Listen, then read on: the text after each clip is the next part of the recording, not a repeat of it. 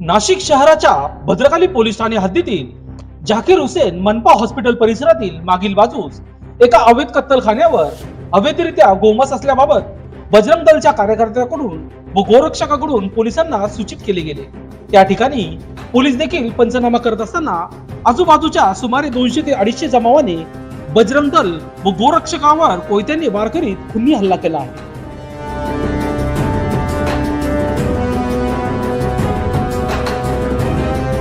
विशेष म्हणजे घटनास्थळी पोलीस असताना देखील त्यांच्या समोरच असा हल्ला झाल्याने बजरंग दलाच्या कार्यकर्त्यांनी पोलिसांवर देखील ताशेरे ओढले आहे। या हल्ल्यातील जखमींना नाशिक जिल्हा रुग्णालयात उपचारासाठी दाखल केले असता त्या ठिकाणी बजरंग दलाच्या कार्यकर्त्यांची मोठी गर्दी जमा झाली आहे।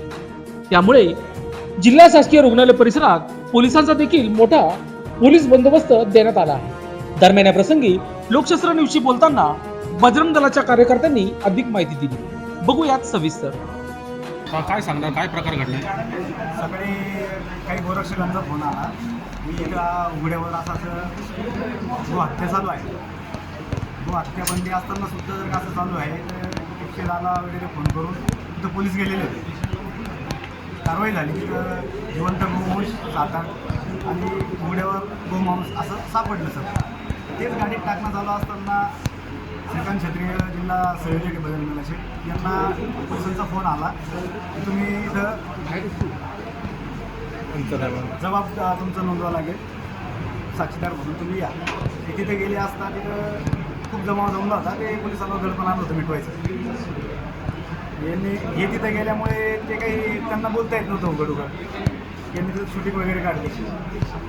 अचानक तो जमाव उघड होऊन त्यांनी कोयते, तलवारी, दांडे, दगड असा दोघं बजरंगीवर हल्ला केला आणि ते पोलिसांसमक्ष हल्ला करून ज्या गायी वगैरे पकडल्या होत्या त्या घेऊन पळाले। ते या संदर्भात पोलिसांनी त्यांचा सण चालू आहे, बकरी ईद आहे, बकरी कापावी ना त्यांना कोण नाही म्हणतं। पण जर का गोवंश हत्याबंदी असून जर इथं उघड्यावर गोमांस गाय आमची आई कापली जात असेल, गृहमंत्री लक्ष देणार नसतील, इथं कोणी पदाधिकारी लक्ष देणार नसेल तर फक्त पदाधिकाऱ्यांनी काय जीवावर हे करून गोरक्षण म्हणून काय करायचं?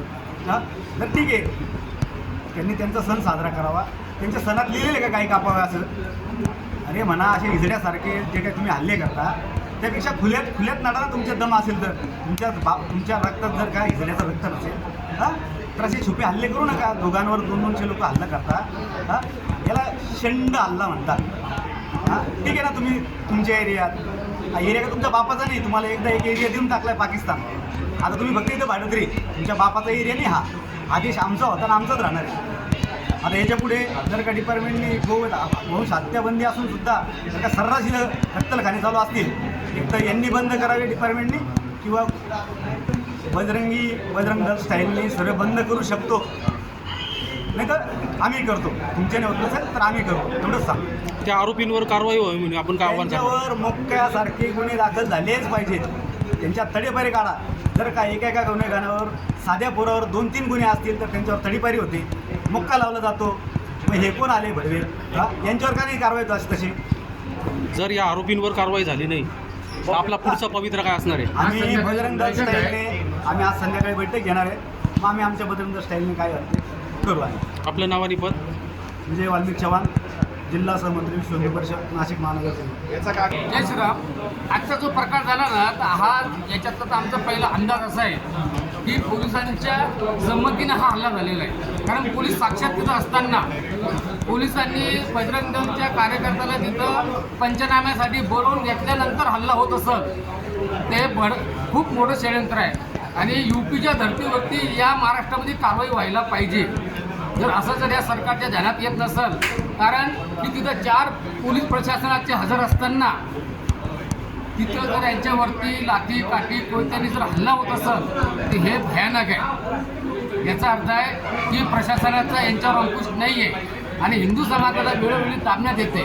आज हिंदू समाजाने एकत्रित येऊन त्याच्यासाठी काम करण्याची मोठी आज संध्याकाळची बैठक आहे, त्या बैठकीतून सगळी रूप ठरणार आहे। CP साहेबांना माझं सांगणं आहे की जर पोलीस प्रशासन तिथं हजर असताना बजरंगीवर जर हल्ला होत असतं तर बजरंगी काय करू शकतात हे तुम्ही 25 वर्षाचा इतिहासात बघितलेलं आहे। आता ते करण्याची वेळ आलेली आहे.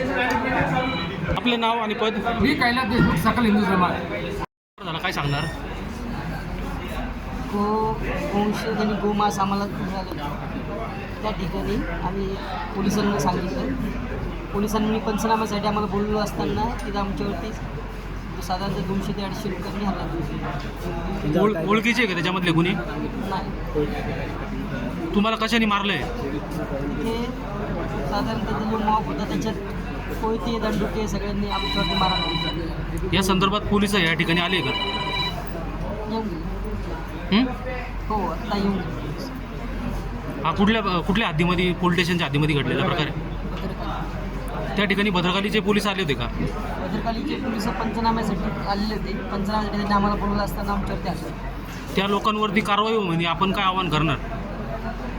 आता सध्या माझी मानसिकता तशी नाही केली. बघूया. लोकशास्त्र न्यूजसाठी बंटी आढाव, नाशिक.